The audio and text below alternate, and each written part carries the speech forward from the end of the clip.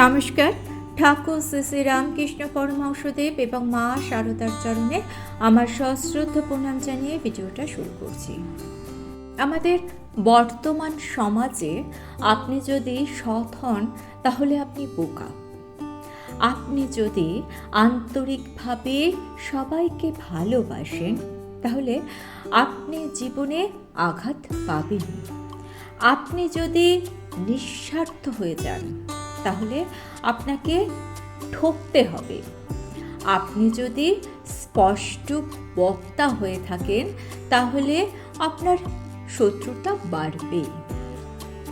দুর্ভাগ্যবশত এগুলো আপনাকে মেনে নিতেই হবে। সমাজের দেয়া এসব বিশেষণ আপনি যদি সাদরে বরণ করে নিতে পারেন তাহলে আপনি অর্জন করবেন সেই বিশেষ ক্ষমতা, যে ক্ষমতায় আপনি সদা সর্বদা নির্ভয়ে থাকবেন। কারণ কি বলুন তো?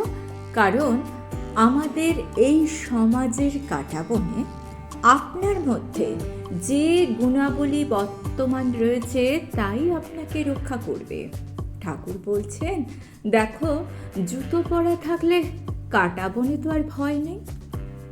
ঈশ্বর সত্য আর সমস্ত অনিত্য, এই বোধ যদি অন্তরে থাকে তাহলে কামিনী কাঞ্চনে ভয় কিসের?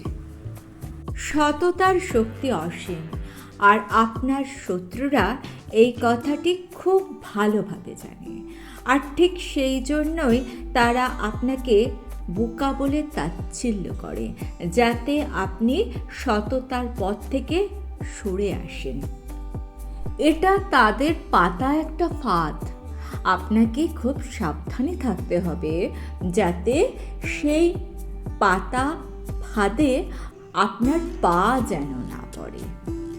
আপনাকে জীবনে এই চরম সত্যটা মেনে নিতে হবে যে আপনার ভালোবাসার বিনিময়ে আপনি আঘাত পাবেন, কিন্তু তাতে আপনাকে বিমর্ষ হয়ে পড়লে চলবে না।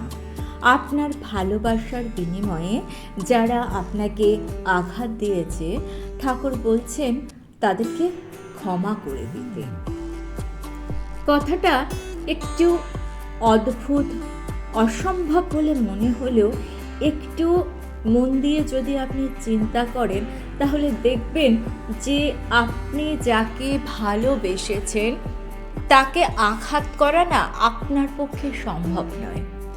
একটা সময় আপনি তো তাকে ভালোবেসেছেন, তাহলে সে যে আঘাতটা আপনাকে দিয়েছে সেখান থেকে আপনি নিঃশব্দে সরে আসুন, তার থেকে কোনো প্রত্যাশা করবেন না।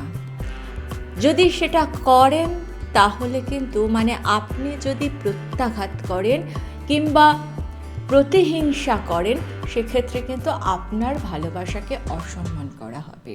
আপনার ভালোবাসাটা স্বচ্ছ থাক, সৎ থাক। সেই কারণেই ঠাকুর বলছেন, ওদের তো কোনো দোষ নেই।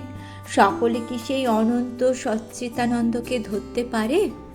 রামচন্দ্রকে 12 জন ঋষি জানতে পেরেছিলেন, সকলে তো তাকে বুঝতেই পারেননি। কেউ সাধারণ মানুষ ভেবেছিল, কেউ বা সাধু ভেবেছিল।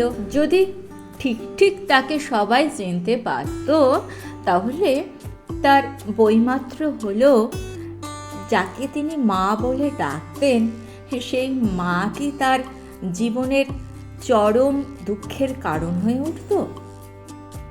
অর্থাৎ সবাই তো সবাইকে চিনতে পারে না। যদি চিনতে পারত তাহলে তো পৃথিবীটাই পাল্টে যেত। এই প্রসঙ্গে ঠাকুর একটা গল্প বলছেন। এক বাবু তার চাকরকে একটা দামি মূল্যবান হিরে দিয়ে বলেছিল যে, এই হিরেটা তুই বাজারে নিয়ে যা তো, আমাকে বল তো যে কে কেরকম দর দেয়, আগে বেগুনওয়ালার কাছে নিয়ে যা। চাকর বেগুনওয়ালার কাছে সেই হিরেটিকে নিয়ে গেল। বেগুনওয়ালা হিরেটাকে নেড়ে চেড়ে দেখে বলল, ভাই, 9 বেগুন আমি এর বিনিময়ে আপনাকে দিতে পারি। চাকরটা বলল, আর একটু বেশি দাও, 10 দাও। বেগুনওয়ালা বলল, তা হবে না, বাজার দরের থেকে আমি বেশি বলে ফেলেছি, এতে তোমার পোষায় তো দাও, না হলে নিয়ে যাও। চাকরটি তখন হাসতে হাসতে হিরেটি ফিরিয়ে নিয়ে গিয়ে বাবুর কাছে এসে বলল, বাবু, 9 সের বেগুনের বেশি বেগুনওয়ালা একটা বেগুনও দেবে না। আবার সে এও বলেছে যে বাজার দরের থেকে সে বেশি দর দিয়েছে। বাবু হেসে বলল, এবার এটা তুই কাপড়ওয়ালার কাছে নিয়ে যা, ও বেগুন নিয়ে থাকে, ও আর কি বুঝবে। কাপড়ওয়ালার পুঁজিতে একটু বেশি, তা ওর কাছে নিয়ে গিয়ে দেখ ও কি বলে। চাকর তখন হিরেটা নিয়ে কাপড়ওয়ালার কাছে গেল, গিয়ে বলল, ও হে, এটা নেবে? কত দাম দিতে পারবে বলো তো? কাপড়ওয়ালা ভালো করে হিরেটাকে দেখে বলল, জিনিসটা তো ভালো, এতে ভালো গয়না হতে পারে। তা ভাই, আমি 900 টাকা দিতে পারি। চাকরটি বলল, আরেকটি ওঠো, তাহলে ছেড়ে দিয়ে যাই। না হোক 1000 টাকাই দাও। কাপড়ওয়ালা বলল, না ভাই, 1000 টাকা আমি দিতে পারবো না, বাজার দরের থেকে অনেক বেশি আমি দিয়েছি, 900 টাকার বেশি একটা টাকাও আমি দিতে পারবো না। চাকরটি তখন হিরেটা নিয়ে আবার বাবুর কাছে ফিরে গেল। বাবুর কাছে ফিরে গিয়ে বলল, বাবু, হলো না, কাপড়ওয়ালা 900 টাকার বেশি 1 পয়সাও দেবে না। এবার বাবু বলল, তুই এটাকে নিয়ে জহুরির কাছে যা। চাকর তখন জহুরির কাছে গেল। জহুরি এক ঝলক হিরেটাকে দেখেই বলল যে এই হিরেটার দাম আমি 1 লাখ টাকা দেব। আর সেইভাবে আপনার ভালোবাসাও কিন্তু অমূল্য। আপনার ভালোবাসার দাম যারা দিতে পারল না, ব্যর্থতা তাদের, আপনার নয়। তাই আপনার ভালোবাসার বিনিময়ে যারা আপনাকে আঘাত দিয়েছে তাদেরকে আপনি ক্ষমা করে দিন। তারা তো জহুরি নয়, তারা আপনাকে চিনবে কিভাবে? কিন্তু আপনার নিঃস্বার্থ ভাবনা ও স্পষ্টবাদিতা থেকে কখনো আপনি সরে আসবেন না, কারণ এই শক্তি আপনাকে ঈশ্বরের অনেক কাছে নিয়ে আসবে। আপনি যখন সততার পথটি ধরে রাখবেন, আপনি লক্ষ্য করবেন আপনার চারপাশের ভিড় অনেক কমে গিয়েছে। আপনি ধীরে ধীরে একলা হয়ে পড়েছেন, কিন্তু তা বলে আপনি কখনো ঘাবড়ে যাবেন না, ভয় পাবেন না, কারণ যখন আপনি একলা হয়ে যাবেন তখন আপনি জানবেন আপনাকে পথ দেখিয়ে দেবার জন্য রয়েছেন স্বয়ং ঈশ্বর। সততার পথে যে সবাই হাঁটতে পারে না, তাই সেই পথে ভিড়ও কম থাকে।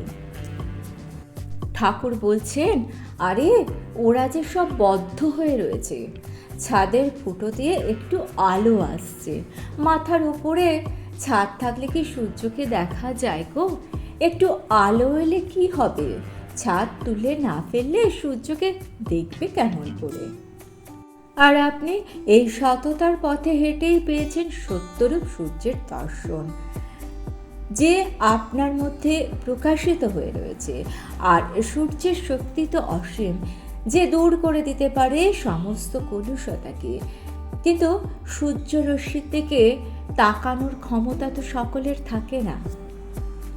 যাদের থাকে তাদেরকে স্বয়ং সূর্যদেব পথ দেখান। সূর্য হচ্ছে শক্তির উৎস।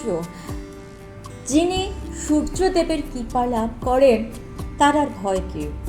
আর ঠিক সেইভাবে আপনার অন্তরের সূর্যের স্পর্শে তারা, মানে যারা আপনাকে আঘাত করেছে, তারা আপনার সামনে মাথা নত করতে বাধ্য হবে। আপনাকে কিছুই করতে হবে না, আপনার অন্তরের আলোয় তাদেরকে মাথা নিচু করতে বাধ্য করবে। আপনি শুধু ঠাকুরের আদেশ অনুসরণ করে আপনার জীবন পথে এগিয়ে চলুন। আর ভিডিওটা ভালো লেগে থাকলে চ্যানেলটিকে সাবস্ক্রাইব করে নিয়ে পাশে থাকা বেল আইকনটা প্রেস করে দিয়ে অল অপশনটা ক্লিক করে দেবেন, তাহলে যখনই নতুন কোনো ভিডিও আপলোড করব তার নোটিফিকেশন আপনাদের কাছে পৌঁছে যাবে। ঠাকুর ও মায়ের চরণে প্রণাম জানিয়ে আজকে এই পর্যন্তই। Thanks for